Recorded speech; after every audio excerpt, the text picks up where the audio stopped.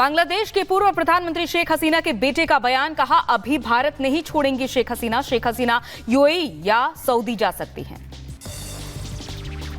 भारतीय दूतावास के 190 कर्मचारी बांग्लादेश से वापस लौटे। हसीना की पार्टी से जुड़े 30 नेताओं की हत्या कर दी गई।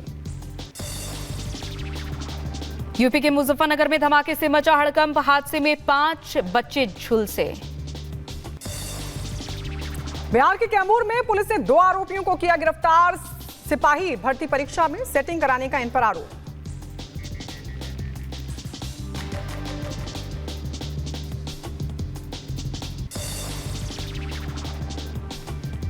यूपी के बलिया में पुलिस ने अपराधियों के खिलाफ कराई मुनादी, 3 आरोपियों के खिलाफ की गई कार्रवाई। उत्तर प्रदेश के गाजियाबाद में पुलिस ने बच्चा चोरी करने वाले गिरोह का किया पर्दाफाश। गैंग ऑन डिमांड बच्चे की चोरी करते थे। एक बच्चे को करीब 4 लाख रुपए में बेचते थे। यूपी के गोंडा के जिला अस्पताल में मरीज की डॉक्टर और स्टाफ ने पिटाई कर दी। लोहे की रॉड और डंडों से पिटा। उत्तर प्रदेश के संभल में युवक ने फांसी लगाकर की खुदकुशी। आत्महत्या से पहले हाथ पर लिखा सुसाइड नोट। मन्ना सिंह हत्याकांड में मुख्य शूटर पंकज यादव का मथुरा से हुआ एनकाउंटर। पंकज यादव पर दर्ज थे 36 मामले। उत्तर प्रदेश के मुजफ्फरनगर में पुलिस और लुटेरों के बीच हुई मुठभेड़। एनकाउंटर के दौरान 3 लुटेरे गिरफ्तार हुए। यूपी के बरेली में मोबाइल शॉप से कीमती ईयरबड चोरी, सीसीटीवी में कैद। चोर की काफी वक्त से पुलिस तलाश कर रही थी। उत्तर प्रदेश के सीतापुर में अवैध अतिक्रमण पर चला बुलडोजर। नाले के ऊपर किए गए अतिक्रमण को हटा दिया गया। यूपी के सीतापुर में एंटी करप्शन टीम का बड़ा एक्शन, रिश्वत लेते शिक्षा अधिकारी गिरफ्तार हुए। बिहार के दरभंगा में सिपाही भर्ती परीक्षा में हुआ फर्जीवाड़ा। पुलिस ने गिरोह के 2 सदस्यों को धर दबोचा। यूपी के बुलंदशहर में दबंगों ने घर में घुसकर युवक की चाकू मारकर हत्या कर दी। पुलिस आरोपियों की तलाश में जुटी। उत्तर प्रदेश के सीतापुर में बिजली विभाग की बड़ी लापरवाही आई सामने। करंट लगने से युवक की हुई मौत। यूपी के बदायूं में टाटा मैजिक और पिकअप गाड़ी में जोरदार टक्कर हो गई। हादसे में करीब 10 लोग हुए घायल।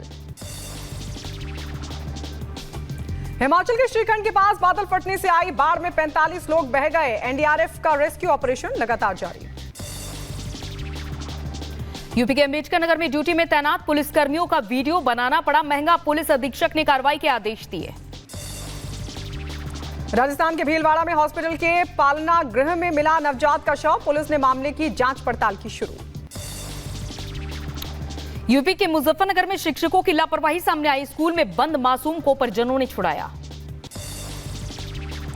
इजरायली सेना के चीफ ऑफ स्टाफ का हमास के नए चीफ पर बयान, कहा कि हमास का नया चीफ सिनवार हत्यारा है।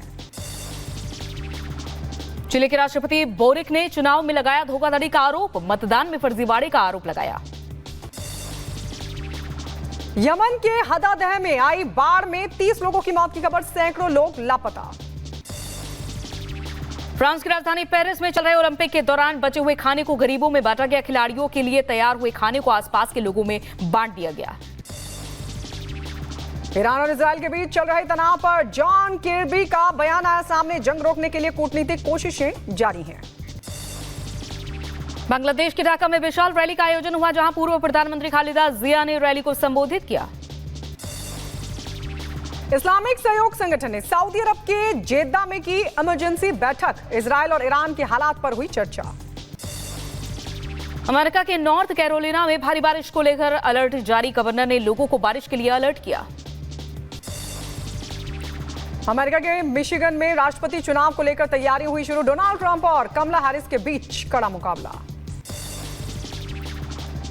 कोसोवो के इबर नदी पर पुल खोलने का विरोध, जहां जनजातियों ने अस्तित्व खत्म होने की मुहर लगाई।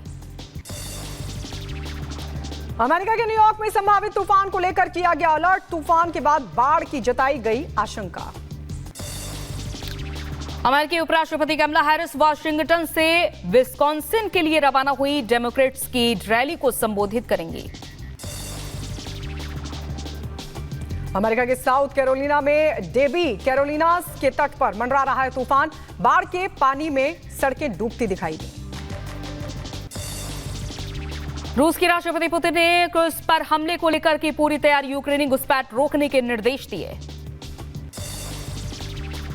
उधर नेपाल के नवाकोट में हेलीकॉप्टर हुआ क्रैश, हादसे में 5 लोगों की मौत की खबर।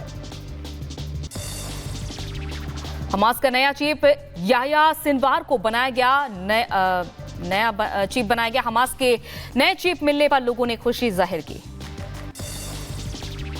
चीन की कियांतांग नदी पर दिखा अद्भुत नजारा, कियांतांग नदी पर जुटते हैं हजारों पर्यटक। बुल्गारिया में गहराया राजनीतिक संकट, पिछले 3 सालों में हुए 7 चुनाव।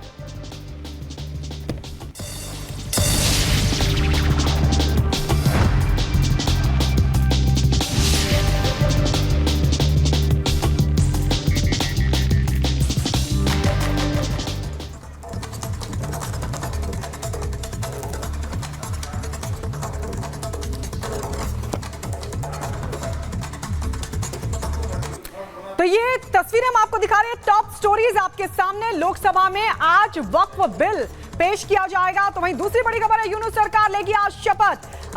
मोहम्मद यूनुस रवाना हो चुके हैं पेरिस से और आज वो पद की शपथ लेंगे प्रधानमंत्री के तौर पर। वो बांग्लादेश के प्रधानमंत्री के तौर पर पद की शपथ लेने वाले हैं। तो वहीं दूसरी तरफ आपको बता दें, तीसरी बड़ी खबर, बेगम का शक्ति प्रदर्शन भी तस्वीरों में आप देख रहे हैं और जिया खालिदा की तरफ से ये शक्ति प्रदर्शन देखने को मिला। पहला भाषण, पहली रैली उनकी नजर आई जब वो गिरफ्तार हो गई थी उसके बाद से। तो वहीं अगली बड़ी खबर है कि यूएई जाएंगी शेख हसीना, ये बड़ी जानकारी मिल रही है, सूत्र बता रहे हैं। लेकिन सबसे बड़ा सवाल है कि क्या वाकई यूएई में उनको शरण मिलेगी।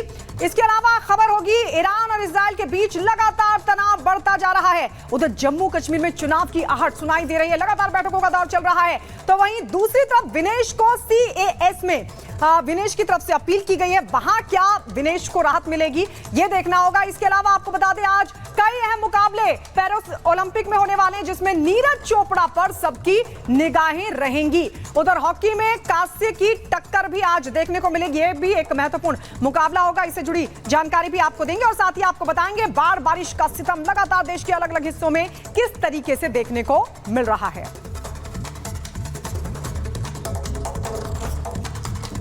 बाढ़ बारिश से पूरे देश के हालात बिगड़े हुए हैं, नदियों का जल स्तर लगातार बढ़ रहा है। इसी से जुड़ी हम आपको 1 मिनट में पूरी रिपोर्ट दिखाते हैं। बाढ़ बारिश से तबाही की खबरें देश के कई इलाकों में देखने को मिली हैं। कई नदियां देश में उफान पर हैं। वाराणसी में गंगा नदी के जलस्तर में बढ़ोतरी देखने को मिली। दशाश्वमेध घाट पर बढ़ते जलस्तर की वजह से छत पर श्रद्धालुओं ने गंगा आरती की। वहीं गुवाहाटी में भारी बारिश के कारण अलग अलग इलाकों में जलभराव देखने को मिला। हिमाचल में भी नदियां उफान पर हैं। यूपी के मुरादाबाद में भी कई इलाकों में जल जमाव की तस्वीरें देखने को मिली। हिमाचल में ड्रोन से ली गई मंदाकिनी की ये तस्वीरें नदियों के उफान की कहानी को बयां कर रही हैं। हिमाचल में बादल फटने के बाद से लापता 2 लोगों के शवों को भी बरामद किया गया है। 31 जुलाई की रात को रचना अपने गांव से बादल फटने के बाद लापता हो गई थी। ऐसे में रचना का शव बरामद किया गया है। वहीं प्रीतिका उर्फ मुस्कान की भी डीएनए की मदद से पहचान की गई है। बाढ़ बारिश के कारण कर्नाटक के कारवार में भी पुल ढहने की तस्वीरें सामने आई हैं। और सिर्फ भारत में ही नहीं बल्कि अगर हम दुनिया के दूसरे देशों की बात करें, वहां पर भी बाढ़ और बारिश का कहर लगातार देखने को मिल रहा है। यमन में पिछले कई दिनों से हालात बहुत बुरे बने हुए हैं और बाढ़ की वजह से 30 लोगों की मौत हो गई है यमन में। ये रिपोर्ट देखिए। यमन में पिछले कई दिनों से बारिश हो रही है। बारिश की वजह से यहां 30 लोगों की मौत हो गई। बारिश की वजह से कई जगहों पर पानी भर गया। ऐसे में सैकड़ों लोग विस्थापित हो गए हैं। जिन इलाकों में बारिश हुई है वो यमन के दक्षिण में मौजूद हैं। इस इलाके का नाम हुदैदा है। बाढ़ की वजह से यहाँ कम से कम 500 लोग विस्थापित हुए हैं। बाढ़ की वजह से 5 लोग भी लापता हैं। यमन में हुदैदा और उत्तर पूर्व का शहर हज़ा बाढ़ से बुरी तरह प्रभावित हुए हैं। यमन में इन दिनों सीजनल बारिश हो रही है। यमन में बारिश का मौसम मार्च के आखिर में शुरू होता है और जुलाई और अगस्त के बीच तक तेज हो जाती है। यमन में संयुक्त राष्ट्र के मानवीय कार्यालय ने बुधवार को बताया कि तेज शहर के मकबना जिले में शुक्रवार को आई बाढ़ में 15 लोगों की मौत हुई। इस दौरान और भी नुकसान हुए। बाढ़ का पानी अपने साथ मानो सब कुछ बहा ले गया है। Bureau report, Republic Bharat.